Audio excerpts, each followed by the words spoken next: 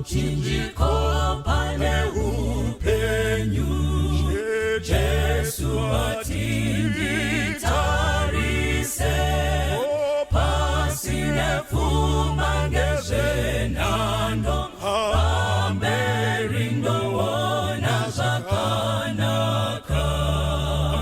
Mune upenyu mukutarisa,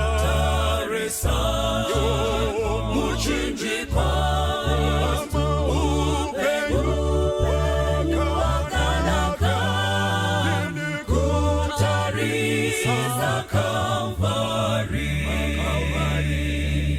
Apona kamutarisa Jesu, iye akanyemwerera, kutilawa mumatambudzo, muchinjiko unondisimbisa. Mune upenyu mukutarisa, muchinjiko Kristu, upenyu wakanaka, kutarisa Kalvari. Ndinozotarisa mchinjiko, ndosimbira muchinjiko, hakuna anozoputika, panosimbira simba redenga. Mune upenyu mukutarisa, muchinjiko upenyu wakanaka, kutarisa Kalvari. Mune upenyu mukutarisa, muchinjiko upenyu wakanaka, kutarisa Kalvari. Upenyu wakanaka, kutarisa Kalvari. Upenyu wakanaka, kutarisa Kalvari.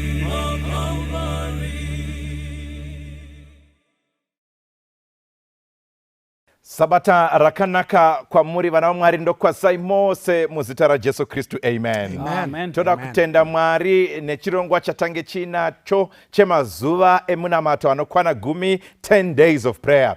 Tasvika pakupera kwechirongwa chedu. Nhasi izuva remhemberero nezvikuru zvatakatoitirwa naMwari kuburikidza neminamato yakaitwa. Ndine vimbo nekuziva kuti Mwari akanzwa minamato yedu. Mwari akapindura minamato yedu.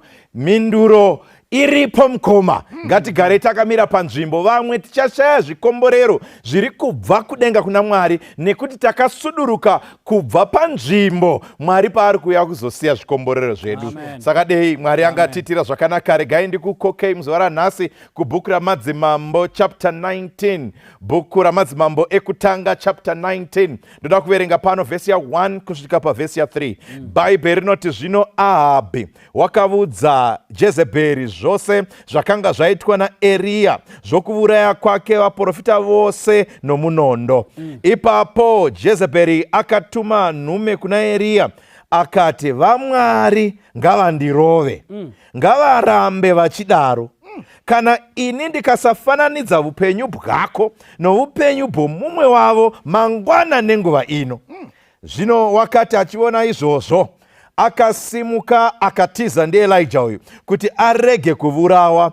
Akasvika paBherishebha raiva raJudha, akasiya muranda wake ipapo. Mwari akomborere kuverenga kweinzwi rake. Musoro wedu wenyaya muzuva ranhasi unoti zvinhu zvacho, zvinhu zvacho ngatinamatei. Baba wedu ari kudenga, tinotenda nekuti makatiita vana venyu. asi kunyangwe tiri vana venyu, zvinhu zvacho nedzimwe nguva zvinotiremera. Tauraiwo nesu muzuva ranhasi. Muzita raJesu tinonamata, amen. Zvinhu zvacho. Saka pano pana chapter 19 yamadzimambo ekutanga tinosangana nemuprofita Elijah. Now kana ukaverenga zvakanaka shoko raMwari rose kubva kuna Gene kusvika kuna Zvaka, uchadzidza nekuziva kuti Elijah is one of the greatest prophets you will find in the Bible.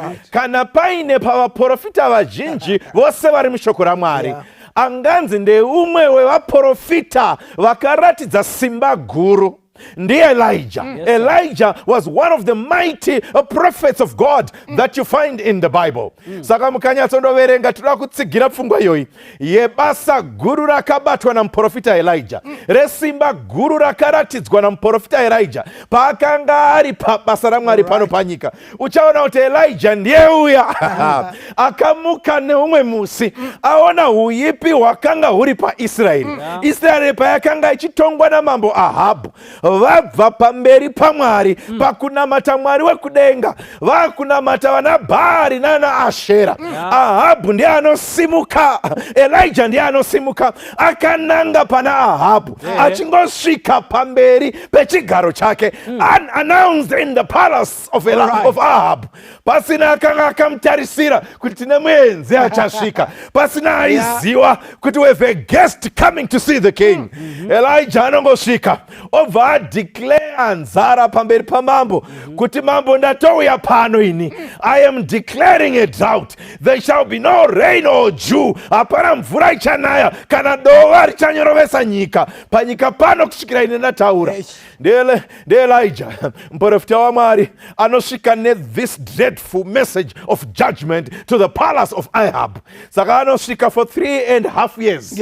Sekutaura kwaakanga aita pakanga pasina mvura paIsraeri, sekutaura kwaakaita nyika yakatanga kuoma, Elijah ataura shoko irore. Nzizi dzikatanga kuoma, Elijah ataura shoko irori. Muka dzikatanga kufa nekuda kwekuti panga pasina mvura, because Elijah, the man of God, had spoken. Yes, sir.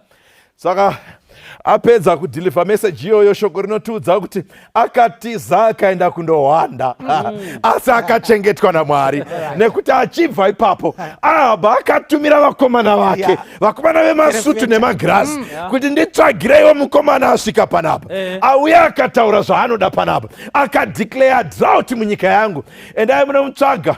Saka you discover and find kuti for 3.5 years vakomana vaimutsvaga, vaipinda pese pese vachimutsvaga asi havana kumuwana. The only reason why they could not find him, chikonzero vasina kumuwana, anga akachengetwa naMwari. Why? He was a man of God. Amen. True man of God. Saka anenge akaenda kundohwanda, akachengetwa naMwari for those 3.5 years. Asi nekuda kwekuti yanga iri nguva yenzara, akandohwanda by the brook Cherith.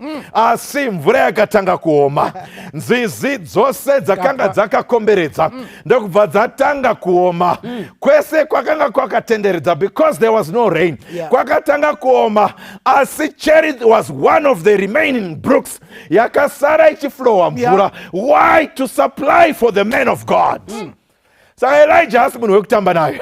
Ari ipapo zvekudya zvake was coming from heaven. Zvaiuya nemakunguo, aiuya achisiya chingwa nenyama kuna Elijah. So his bread and butter was supplied by God himself. Nyatsoona panapa ndasevhwa nedenga, shiri dzichiuya kuzomupa zvekudya aripo parwizi ipapo, kuratidza kuti Mwari akanga ainaye, Mwari akanga achimuchengeta. Akahwanda ipapo, God knew exactly where he was. All right. Saka kunyange pakazooma, kunyangwe rwizi Kerete paakanga ari, Mwari anosvika otaura naye obva ati simuka uende zare pasi, kune shirikadzi yandatotaura naye kudhara. God is continually showing that he is moving with Elijah everywhere and every step of the way. Kuti ndiri newe, ndiri kukutungamira. Ndatotaura neimwe shirikadzi, enda kushirikadzi undogara kwairi, ndairayira kuti ikuchengete. chete. Anosvika pachirikadzi rutononga tsotso haina kana neupfu hwekuti ingabikira munhu waMwari.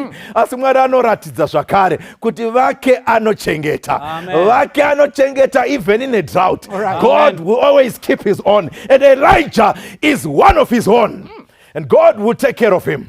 Saka anondogara neshirikadzi iya hupfu hahupwi chingwa chobikwa. Vanodla, vagodya, vagodya, vagonwa. Varikoko Mwari achichengeta muprofita wake. Mwari achiprova kuti vangu handifi ndakasiya vari vega. Elijah munhu wangu, I will protect him from anyone and from anything. From drought, from people, from anyone and from anything. Mine I will protect. All right. Saka ariko achigara neshirikadzi yakanga ine mwanakomana wayo. Umwe chete kwanzi mwanakomana akandorwara ndokubva andosvika pakufa. Achigara naElijah, Elijah ndokundochema kuna Mwari kuti Mwari magotenderei kuti chinhu chakaipa ichi chiitike kune shirikadzi iri kundichengeta. Ndokubva Elijah andonamata, ndokundotsiva pamwana, akanamata mwana akamuka. One of the greatest miracles in the Bible yekuti munhu wakafa anonamatirwa akamuka. Performed by Elijah the man of God. Okay. Vazhinji vanoti vanoita zveminananana mukuwanda kwavo, kana pane chinhu chavanobvuma kuti hatina simba pamusoro pacho, pamusoro perufu. But pano tinoona Elijah achiratidza kuti Mwari wakanga ainaye. Elijah airatidza kuti Mwari akanga ainaye. Anoratidza kuti ane ukama naMwari hwekuti anonamata vakafa vachimuka. Saka anonamata mwana anomuka kuratidza kuti akanga ane simba raMwari. Yet power from above. Indeed, power from above. Who is this Elijah? Ndianiko Elijah uyu ari pana madzimambo ekutanga chapter 19. Ndiye anozomuka after 3.5 years. Akunotsvaga kuti now I want to see Ahab. Iye anga achinditsvaga for 3.5 years. Asi haasi kundiwana. Ndakundomutsvaga ndiri nindomene. Anondosvika kuna Obhadhaya obva amudza kuti right, ndakuda kundoona Obhadhaya. Zvikanzi mukuru munondikuwadzisa. Mambo vari kukutsvagai for all these years. Muri kumbobva nekupi naimi muprofita waMwari. Zvikanzi ena unomuudza kuti ashungurudza vana vaIsraeri. Ndoda kumuona ndigomuudza kuti you are the troubler of Israel. Yes, sir. Ndio uri kushungurudza vana vaIsraeri. Uri kunditi ndakonzeresa nzara. I will tell him kuti ndiye akonzeresa kuti Israeri itambudzike. Zveshuwa anondoona Ahabhu, zvikanzi ngatisanganei pagomo repaKarmeri. Let's meet in Mount Carmel. Ahabhu anobva ati but iwe uri kushungurudza Israeri. Zvikanzi no. Mambo handikutyi. I will tell you point blank clearly. I am not the troubler of Israel. Imimi ndimi mashungurudza Israel. Such boldness only from the man of God. All right.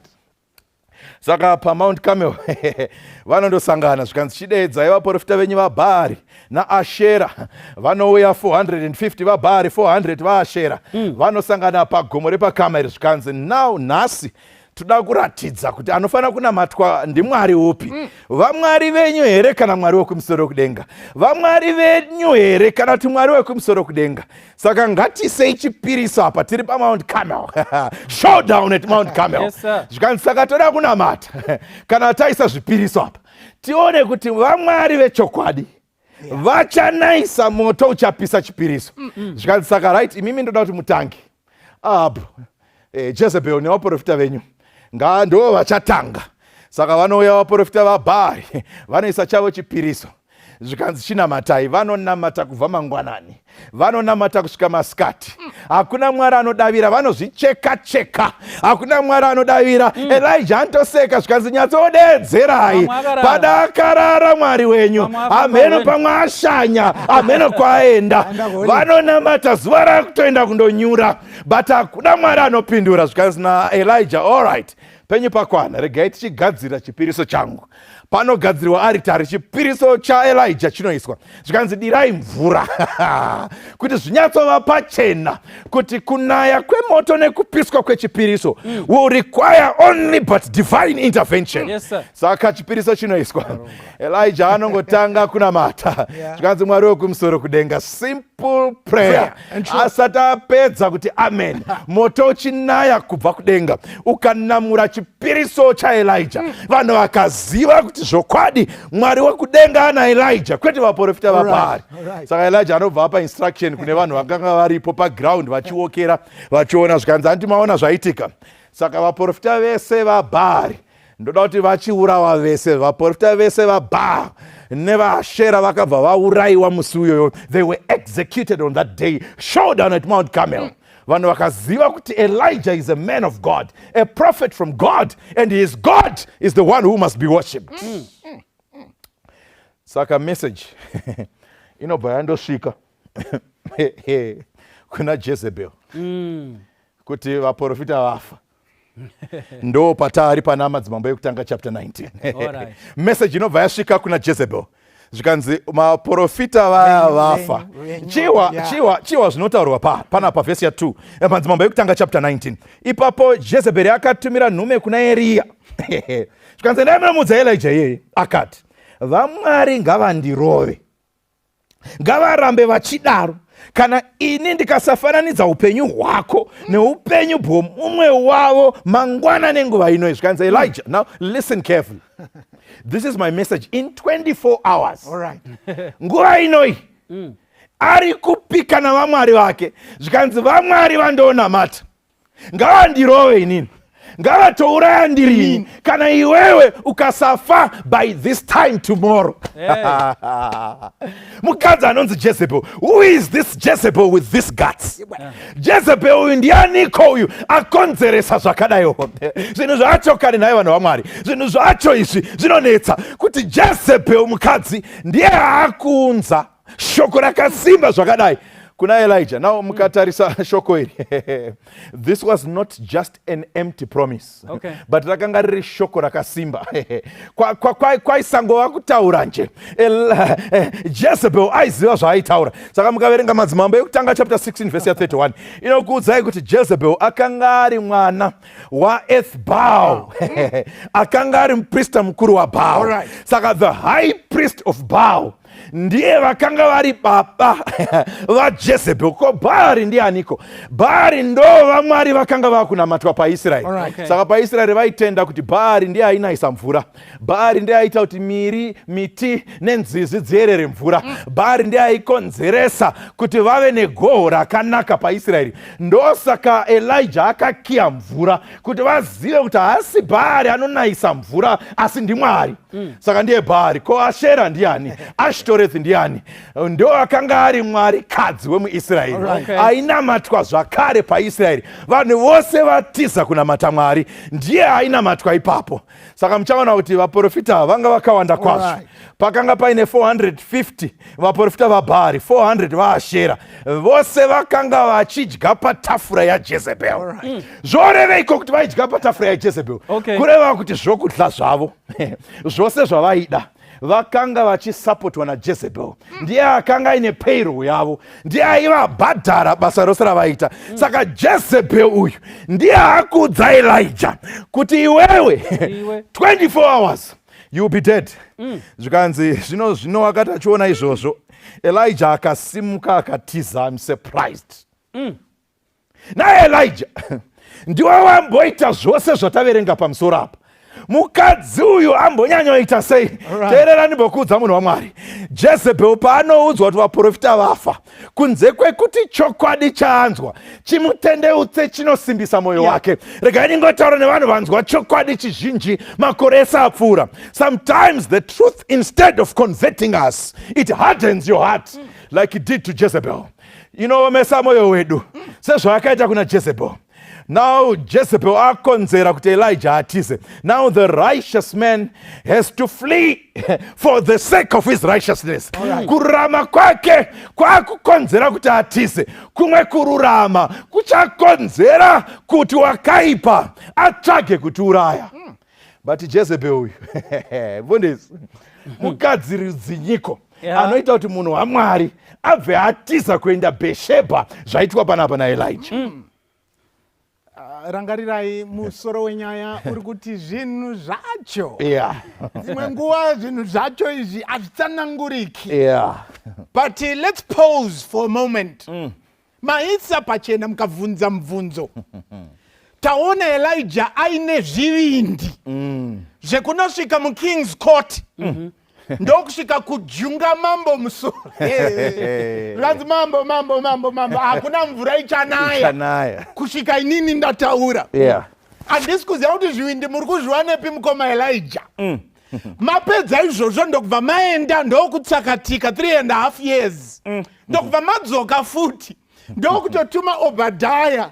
Mambo ndokubva vauya. Mambo achitanga kukuonai. Ndokubva kuti iwe mutambudzi weIsraeri. Ndokubva madzokorodza zvamakadi mukati musandipomere. Handisi ni mutambo. Ndimi. Takuonai muchiita zvivindi pachapter 18 muri pagomo reCarmel mukati Mwari chizviratidzai. In fact zvivindi zvenyu tatanga kuzviona pakupa mambo maorders kuti ngatisanganei paMount Carmel. Ndokubva taona futi zvivindi zvenyu muchipa order nekuti toziva munofamba mega mapa order kuti 450 vaurayiwe at your command. Kosei maakutiza pavhesi ya3. Sei maakutiza. Nai munhu washe. Murutizei. Sei maakurova tsoka ndibereke. Why? Zvivindi zvaendepiko. Inga ndimi mamira mukati Mwari simba renyu ngariratidzwe. Moto ukananzva chipiriso. Moto ukananzva huni. Moto ukananzva matombo. Moto ukananzva nemvura. Nai munhu washe. Zvivindi zvaendepiko. Tofarira umwe mukuru anondidzidzisa anoimba rwiyo rwake runonzi Hanganwa Huroi. Panguva iyi handizive kuti hanganwa dzipi dzabata mukoma Elijah. Mukoma Elijah wanotiza. Now mukatarisa Ahabu ndimambo waIsraeri. Israeli ndo Northern Kingdom. Saka ari kuziva kuti jurisdiction yamambo Ahabu ihombe. Saka anotiza from the Northern Kingdom akananga Judah ku Beersheba. Now pane a distance of 160 kilometers. But Elijah anotiza nemurando wake. Avo vosvika 160. Arumbotizei. Arutizani. Handizivi kuti murikutizei nai. Vasvika paBeersheba kwakuti kumuranda imbosara pano. Ini ndokupfuurira a day's journey. Ndokunosvika kwakurara pasi pemujunipa. But mirai wakomana, mirai tidzoke. Jezebel ndiani. Itenderei ndimbobvisa maglove. Handina problem nemadzimai. Mwari akuitirei zvakanaka. Mirai ndimbotasva mudzimai uyu. Ndoda kubvisa maglove. Mudzimai uyu. Mudzimai wamambo. But mudzimai uyu kwaanobva kumusha kwavo akatakura chinamato chekumba kwavo chekumusha kwavo ndokuchiunza mumba maAhabhu maarorwa. Kuna ana mai vanouya netsika dzekumba kwavo. Ahabhu muIsraelite. Ahabhu hazivi Baal. But because kwauya mwana wamuprista mukuru vati sorry vamwana simboti sinyoro mazi whatever. Ndoziva kuti kuno munona matamwarasi kwandobva kunonamatwa Baal. Ndokuita 800 prophets, false prophets. Ahabhu uri murume rudzi kutendera kuti zviitike pasi pemhino yako. What type of man are you? Kanzi it's okay amai ndimuru. Amai vakati right chiendai kuCarmel. Ati ako endai munodhila. And kana mama kateerera vhesi Mount Carmel showdown yakaitika pasina mudzimai. Yanga sipo. Mai vanga wasipo. Vakatozouzwa. Vaurayiwa zvese. Elijah ndokuempower nemweya mutsvene ndokumhanya ndokunosvika kuJezreel. Ahabhu ari mungoro ndokusvika. Ahabhu akati achibvisa bhacho zvikanzi amai hamuna chamaona. Zvikanzi dzikamai chii chaitika. Zvikanzi motoshuwa. Vedu isusu vatanga makuseni. Vakasvika masikati. Vakasvika hapana chaitika. Zvikanzi chii chaitika vamwana.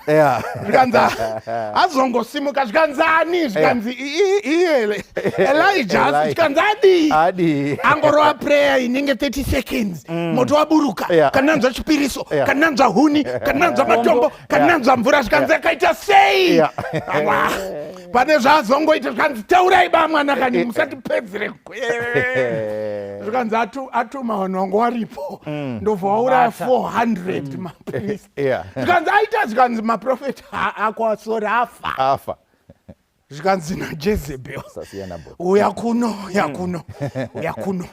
enda unomudza but ndoda kuti muone chinhu ichi zvaitika amai vasipo ende akasike kutanga mukauya pachapter 21 kune murume anonzi Naboth vanoronga mai avo mambo vanoendera Naboth zvikanzi Naboth munda wako ndauchiwa uri padhuze nestate house yangu zvikanzi Naboth sorry mambo but munda uyu ndewe madzibaba angu ndewe nhaka hazvigoni and Ahab was okay with it he was okay with it akati I respect your decision nhamo yakaitika adzokera kumba amai vakati chii chamuri kurambira sadza zvikanzi ndine BP zvikanzi BPA zvikanzi Naboth andinyima munda zvikanzi anotonga Israeri ndiani zvikanzi musandiitire kunge mbwende ndipe nyaya regai ndimbobvisa maglavhu panana mai rega nditaure nemi wana Ahabhu kangani kamachinjiswa madecision naamai kangani kamarasa Mwari pamusaka paamai kangani kamabva pashoko raMwari nokuda kwaamai kangani pamakatuka Mwari nokuda kwaamai Jezebel can mislead you but God is looking for resolute men. But not amai, mind your speech. Ndataurirana na Naboth ndikati it's okay. And I respect his decision. But akaita umbwende ndokutedzera. And you know what? Jezebel came with the title deeds. Zvikanzi chindikwanira imodye sadza. Munda wawenyu. Let me warn you, varume. Be careful of our women. They might mislead you. Rega ndidzoke neyo kuna my Job. My Job vanoti. Nai Job. Wadi watuka. Makadi kuti ngatituke Mwari tife. Vakuda kuti Job afe. Vasare vati be careful. Because women can mislead you. Ndafura panana mai bundokuti ezvinoizvi zvatoitika maprofita afa kandichiuya panana baba zvikanzi ndotumira message now Elijah forgot God mira ndigare panana baba naye Elijah zvawaona cherith isiri kupwa wanga uchiti simbarani naye Elijah zvawaona makungu achiuya nechikafu achikupa faithfully wanga uchiti simbarani zvawaona cherith yaoma tikakutuma Zerapath ukaona chingwa nemafuta zvisiri kupera wanga uchiti simbarani zvinhu zvacho sei uchikanga zvinhu zvacho makukanganwa chezuro nehope kutiza Jezebel inzwire ramambokadzi asi mambo mamuchijunga musoro asi maakutiza mambokadzi muri murume rudzi nai mukoma Elijah where is your God?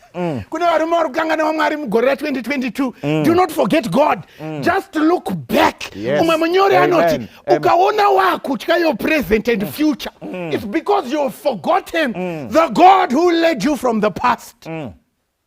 Kandotaura nemwana baba do not be easily shaken.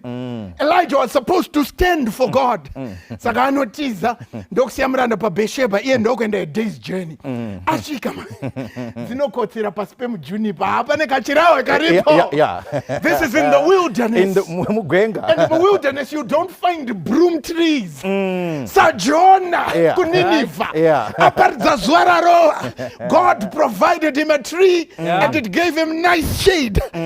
Elijah arara pasi pemujunipa ngirosi inouya ndigare pangirosi ngirosi mutumwa waJehovha anoyehova amuguma zvikanzi mukoma mukai mudye taona kuti mapambadza simba from northern kingdom right to Beersheba munoda kureplenisha rova yechikafu ndokupiwa chingwa chabikwa pamarasha nemvura angels food chaprepewa nengirosi ndokuvadya zvikanzi mukoma takupai chamamboshandisa energy mirai tichikupai chikafu cheenergy iri kumberi rovai futi chikafu ndokuvadya. Pane chidzidzo chiripo.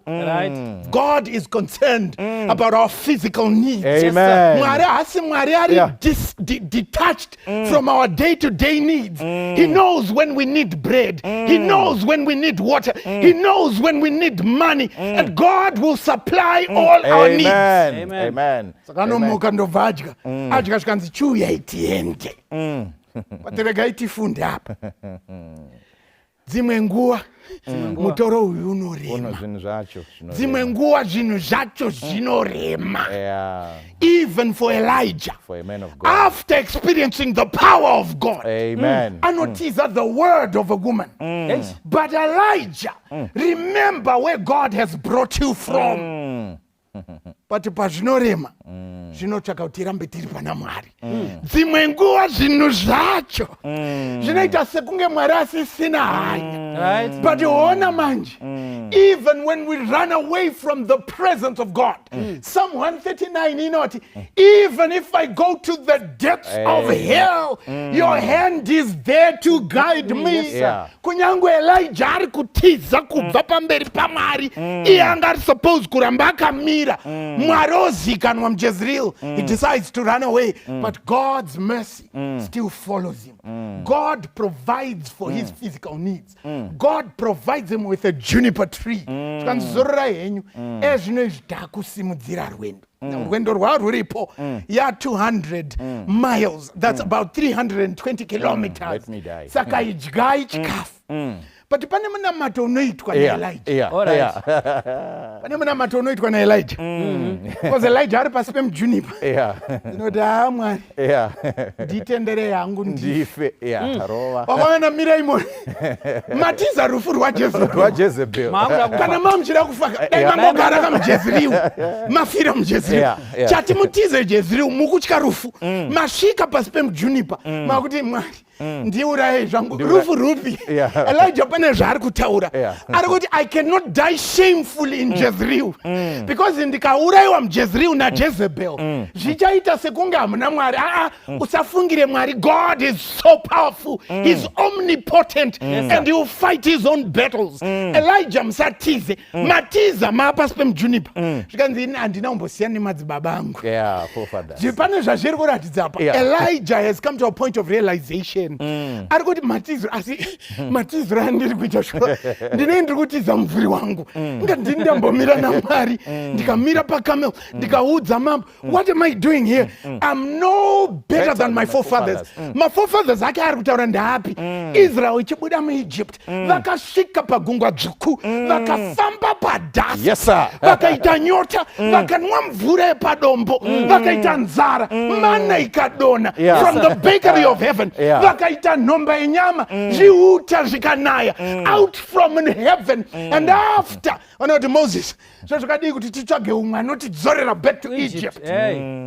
Such an insult. Ndoiri kunzi naElijah, Mwari apa ndinoenda zofarisa. I'm no better than my forefathers. Mambo ndiratidza paKereth. Mambo ndiratidza paZerapath. Mandiratidza paCarmel. How can I doubt you? Nhasi iwe unogona uri muma same shoes. Amen. But I'm happy. God will still follow after you. Kunyangwe uine undunya, he will still follow after you and he will still provide. The journey inotanga, a 40-day journey, 320 kilometers to the mountain of God. Ndozvinoita verse 8. Chikanzi chisomuka. Let us go to Horeb, the mountain of God.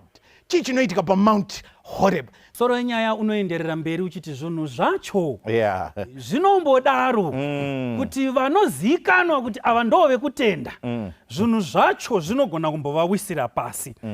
Tiri kudzidza pamusoro paElijah. Mazita maviri Ahabu naJezebeli anotaurwa pavhesi 1. Asi iko zvinota kuvhesi 9 kwaendwa na Elijah. So effect yezita 1 riri pavhesi 1 ramuendesa kure zvinoshamisa. Iko zvino taapa Horeb ndo patave. Verse 9 na 10 inoti ari mubako mukomana pada kutohwanda meno ari mubako asi ndoda kuti mubate chinhu ichi. Vara rekuti Sinai nevara rekuti Horeb ose ari maviri anoiswa pagomo rimwe chete. Saka ukanzwa pakanzi gomo reSinai ndiroro riri kungotaurwa reHoreb. Zvinosiyana papi? Kana uchiti Sinai uri kunongedza pakuuya kwemutemo Mwari ari kuitaura kuvanhu vake. Kana wakuzoti Horeb, you are talking about the presence of God. There was a time when God came down on Mount Horeb and he spoke to Moses. Achitaurirana na Moses. Ona Moses, vanhu vangu vachema vatambudzika. Chimbodzokera unovabatsira the mountain of the presence of God. Could it be? Kuti Elijah akazviziva kuti pana baba Moses vakambouyawo pagomo. That's where he was commissioned and that's where he met God. Regai ndidzokere kugomo. Maybe there I can get a refreshing of my soul. Amen. Saka Elijah aripo. Ari pagomo. He is at his weakest. The man is heartbroken. The man is disheartened and the man is lonely. But at his weakest, he gets the visitation of the Lord. Yes, sir. Pakupera simba kwako. Kudenga kuna Mwari asingakufuratiri. He visits you to revive you and to refresh you and to recommission you. Amen. Saka Mwari anouya at Elijah's weakest. Mwari anouya obva abvunza pavhesi ya9 obva ati zvino shoko raJehovha rakasvika kwaari, iye akati kwaari unobateiko pano? Pauri panapa uri kudei. Pari kubuda nyaya mbiri. Yekutanga Eliya kwose kwawaenda sofa ndandichikuudza kuti enda. But panapa I think yairi yako wegai. Wakaenda pamberi paAhabhu ndini ndanda kutuma. Ukaenda parukova Keriti ndini ndanda kutuma. Ukaenda Zarepati ndini ndanda kutuma. Ukazodzokera kuna Ahabhu payapo wakasangana na Obhadhaya ndini ndanda kutuma. Ukaenda paKameri ndini ndanda kutuma. But karwendo kako akakekubva uku kuuya mugwenga handisi kukaziva. Handikazivi pano uri kudei.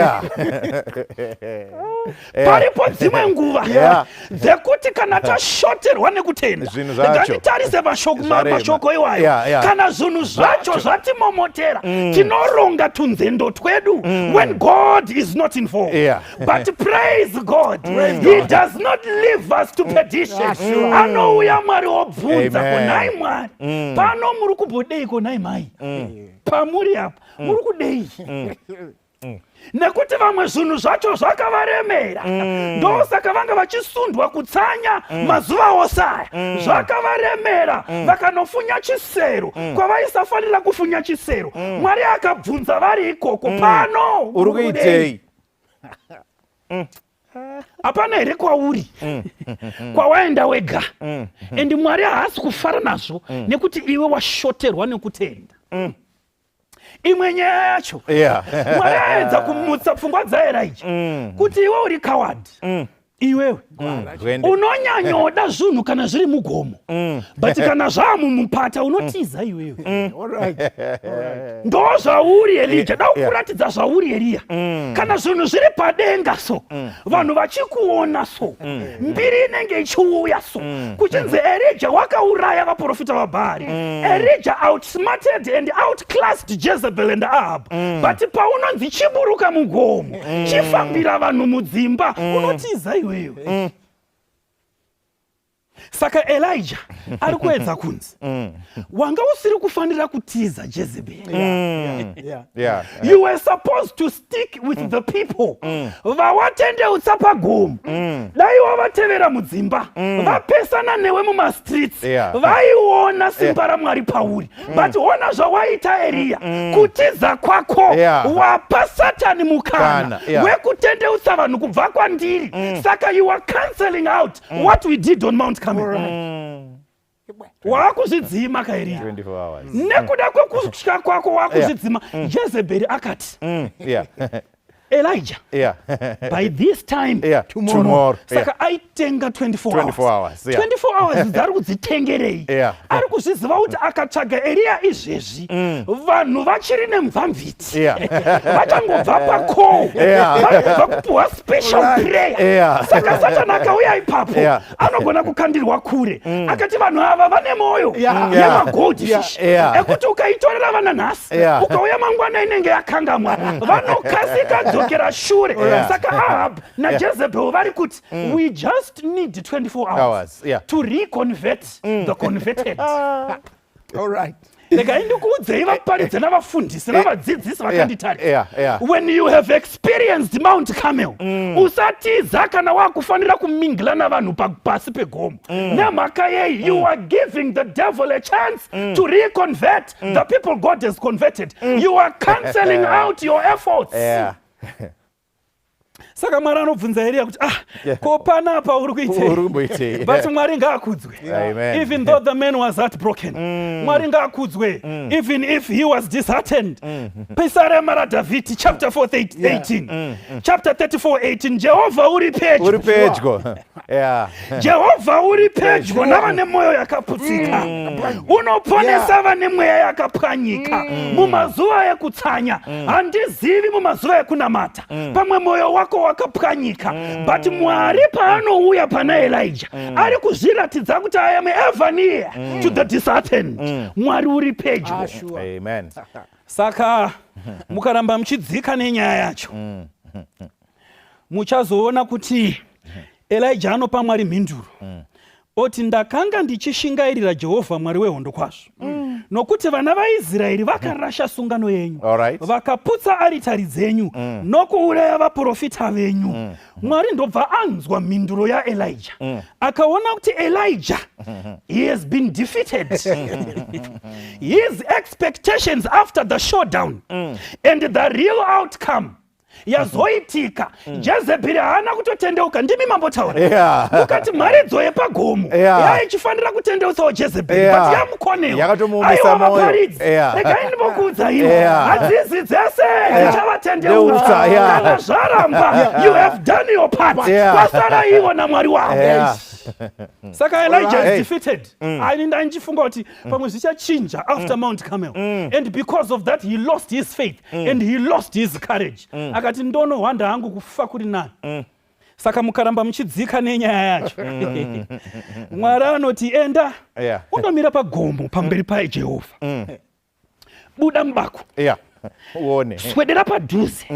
I am going to show my glory. Zvakamboitika kuna Mozisi but Mozisi ainzi pinda uyo ari kunzi buda. Mwari haashandi nestenseuba anoita zvaanoda nguva iyoyo zvinofamba pamunhu wake.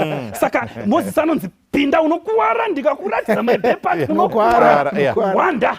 Elia anonzi uya ndoda kudarika pamberi pako. Saka Bhaibheri shoko raMwari rinoti kudii? Rinoti Jehovha akapfuura nepo. Mhepo huru ine simba kapamura makomo ikaputsanya pamabwe pamberi paJehovha. Asi Jehovha wakanga asimo mumhepo. What a glorious appearance.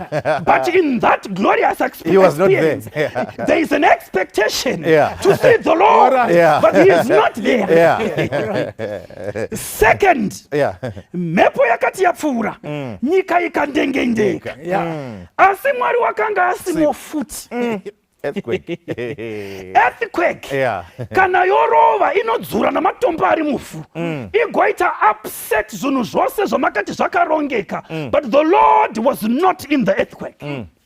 ukaramba uchiverenga kunonzi kundengenyeka kwakati kwapfuura Jehovha asimo pakauya moto ndobva waparadza asi wapfuura Mwari akanga asimo futi pakazouya kufefetera a low whisper a still small voice imomo ndo mamuna Mwari Elia akati pano pashata he was brave enough to face the earthquake he was brave enough to face the fire he was brave enough to face the earthquake looking for the Lord but he was not there he was in a still small voice Mwari ari kuti kudii kuna Elijah andizorambi ndichitaura newe zvinhu zvandakataura newe kare ndakataura newe pazvinhu zvikuru uri pamberi papo ndikakuitira zvinhu zvikuru paKeriti ndikakuitira zvinhu zvikuru pazarepati ndikakuitira zvinhu zvikuru ukatoona moto paKameri woda ndirambe ndichidaro this time around ndotaura newe zvinyoro saka kana toenda kuchechi pane vanoda zvenoizvi zvekuumburuka vachipupa mafuro vachirasha nguo vachikangana kuti vari paTV vanofunga kuti ndo pana Mwari kana vakaenda kuchechi nemusoro inorwadza vanoda kuti ibakwe zese vorohwa nemiswa yamabhiza vanobuda imomo vachiti taatiri kuchechi teerera the Lord spoke on Calvary and it was a violent sermon asiko zvino the Lord speaks in a still small voice. If you are not willing to listen and if you are still looking for earthquakes and fire I'm afraid you may miss the Lord I'm afraid you may miss the Lord ukada kuramba kukaverenga unonoriona varacho pana Job chapter 4 verse 16 ukada kuramba uchiverenga unonoriona pana mapisarema 107 verse 29 rinoshandiswa pamunhu ari kutsvaga wokuzorora atambudzwa nezvinhu zvacho rinoshandiswa pamunhu ari kutsvaga a refreshment atambudzwa nezvinhu zvacho zvamusunda kuti 10 days dzisapera asina kudaidza Mwari gracious souls are more affected by the tender mercies of the Lord than by his terrors saka Mwari unouya pakutambudzika kwemunhu omunyaradza aiwa mwanangu ndazviona kuti zvinhu zvacho zvakutorera kutenda aiwa mwanangu ndazviona kuti zvinhu zvacho vamwe pavaiti nyuye waive nemusodzi pamatama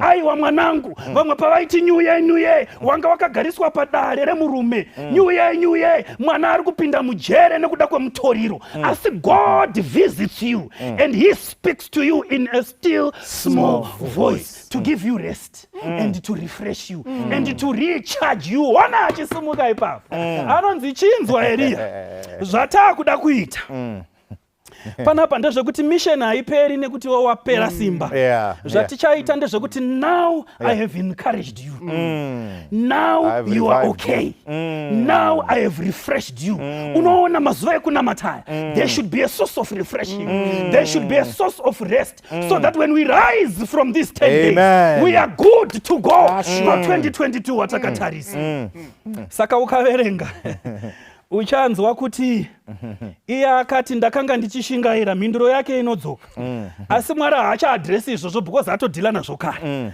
anobva ati pavhesi 15 dzoka nenzira yako yokurenje reDhamasiko kana wasvikapo zodza Hazaeri kana wasvikapo zodza Jehu kana wasvikapo zodza Erisha Hazaeri ndiye achazopedzisa zvavanhu vose vasingateereri Hazaeri achadhila navo Jehu ndiye achaenda kuroyal family ndiye achadhila naAhabhu nemudzimai wake Jezebel siya izvozvo zvakadaro evil will always pursue sinners musanetseke ndinodhila navatadzi vasingatendeuki what you did on Mount Carmel is enough kana vasina kutendeuka Jehu naHazael will finish them off asi pane muchinda anonzi Erisha ari kudei apa Erisha ndiye ari kuuya Erisha ndiye ari kuuya kuzogashira chitanda but tisati tasvika ipapo Mwari anoti kuna Erisha Elijah ndine vamwe 7,000 pozamboti ndinde because urufunga kuti uri wega unozvinyanya newewo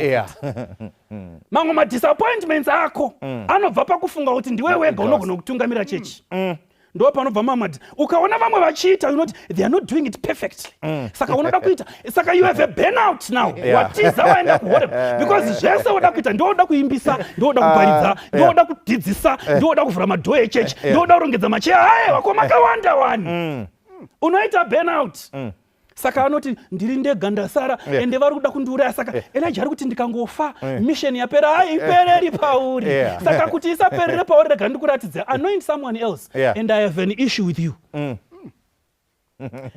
saka Mwari anoti ndakazvisiyira tererai munzovana waMwari Mwari ndiye anozvisiyira pamunonzvenga zvakaipa you are a remnant of God you are not a remnant because of your power but it's the grace of God Roma chapter 11 verse ya 5 munochengetwa muri vakasara nenyasha makachengetwa nenyasha chimwe chamunofanira kudzidza apa ndechekuti pazvinoita senge nyika yose iri kutadza usafunga kuti nyika yese iri kutadza varipo vari kuteerera Mwari ende vamwe makutozviita kalaini kevakomanaka nevasikana kuti everybody is doing it and so they are justified to do it because everybody not everyone is doing it there are 7,000 we have not bowed down before Baal havana kupfugamira Bhaari saka usafunga kuti kana woita kana woita uchiti everyone else it's not everyone who's doing it ndiwe uri kutoita kwete everyone saka patoramba tichiverenga nyaya iyi you need not feel alone nemhaka yei nekuti Mwari unewe uye pane vazhinji vanotenda zvaunotenda vanokusimbisa saka Elisha manje anobva anzi naElijah chisara panapa ndimboenda mberi anoti handisari vakomana vanga vachidzidza kuchikoro chavaprofita kuti uzizive kuti Ishe wako ari kutorwa iwe onzi Sara 3 times Sara oti aiwazvo madhiri ekusara haaiti Sara ndakatofuratira ani makanditora pamombe dzababa vangu ndikatodziuraya ndikashandisa majoko kupisira monditi ndisara handisi kusara pamuri ndo pamndiri Elijah ndokusvika ndokutora chihembe ndokurova mvura ndokupatsana vakayambuka vari bhizi kutaurirana Elisha akaita chikumbiro ndokumbirawo a double portion of your spirit ameno zvamaita pamvura ameno zvamamuchiita ndakatarisa but I just want a double portion padouble portion akanzi kana ukandiona ndoinda uchazviwana saka kunonzi pakauya mhepo chamupupuri ndobva pauya ngoro yamabhiza chamupupuri chichitenderera Elisha ndokutorwa nengoro yamabhiza ndokuinda zvakaitika izvi because zvinhu zvacho hazvina kuramba zvakamutsikirira akabvuma kusumuka nyangwe zvinhu zvacho zvaimutsikirira zvichimubvisa pana Mwari akaramba achisimuka achisumuka kusvika Mwari ati I will honor you iwewe you are going to be a type of the people who are going to heaven without testing death iwe Mozisi ndichamuuraya ndomuviga ndomumutsa achamirirawo vamwe asi iwe hauna nzvirufu ndiwe uchanongedzera vanhu vachaonekwa naJesu vari vapenyu vagoshandurwa bhiza rakakandwa mugomba nemistake ndobva kwanzi ngatirifushirei hapana zvatichaita saka rainzi pakanzi tipa yemavhu raizunza romira pamusoro ponzi tipa yemavhu rozunza romira pamusoro ponzi tipa yemavhu rozunza vaya vaifushira bhiza rakafa vakariona ramira pamusoro pegomba vakadaidza muridzi vakati bhiza ripenyu zvikanzi raita sei zvikanzi ranga richizunza mavhu richimira pamusoro Mwari ari kutsvaga vanhu vanozunza zvinhu zvacho vomira pamusoro God will honor them and he will translate them to heaven. Heaven is awaiting for those who will say zvinhu zvacho hazvina simba pamusoro pemweya wangu handizivi zvinhu zvacho zvakakutarisa unoti Mwari ndibatsirei muna 2022 zvinhu zvacho zvichadzinga kutenda kwangu. Baba wedu vari kumusoro kudenga tinokutendai nesoko rinotisimudzira apo zvinhu zvacho zviri kutiwisira pasi tinotenda nesoko rinotishandura apo zvinhu zvacho zviri kutsvaga kutibvisa pamberi pechigaro chenyu mugore rino Mwari ra2022 tinotsvagawo simba rekuti kunyange zvinhu zvacho zvikauya zvichirema saElijah toda kudzokera pabasa ramakatituma pamwe pacho takatiza vana Jezebel asi tinotenda neshoko ratiratidza kuti muchiri kutituma nekutidzorera pabasa renyu, uye tikavimbika pabasa renyu nerimwe zuva, kunyangwe mukabvumidza kuti tizorore, tichasangana nemi makore. Asi kana mada dei maingauya nhasi tigokumbana nemi tiri vapenyu saElijah. Tinotenda nekutaura nesu kwamaita mukupera kweminamato yemazuva 10 yatange tiinayo. Tine vimbo yekuti tamutsiridzwa, tashandurwa, we have been revived, we have been reformed. Tinotenda nekuda kweshoko renyu, ndokunamata kwedu muzita raJesu Kristu. Amen. Amen. Tenziko zowarini musati masvika, moyo yedu yaneta nekungumirira, yowarini yonguwa inopenya kwazvo, kupenya kwembirine kuonekwa kwenyu, kozowarini tenzi mubude kumusha, matononoka tenzi vamwe vadzokera, tenzi vatendi venyu vazara nezvivi, vashoma vakamira murufaro rwenyu, mutsanyi vakarara, chemanyi vamuke, vanoyeranga vati tenzi aswedera, mwenje yenu ifute, zviuno zvisungwe, vese vagadzirire kumuona tenzi, mutsanyi vakarara, chemanyi vamuke, vanoyeranga vati tenzi aswedera, mwenje yenu ifute, zviuno zvisungwe, vese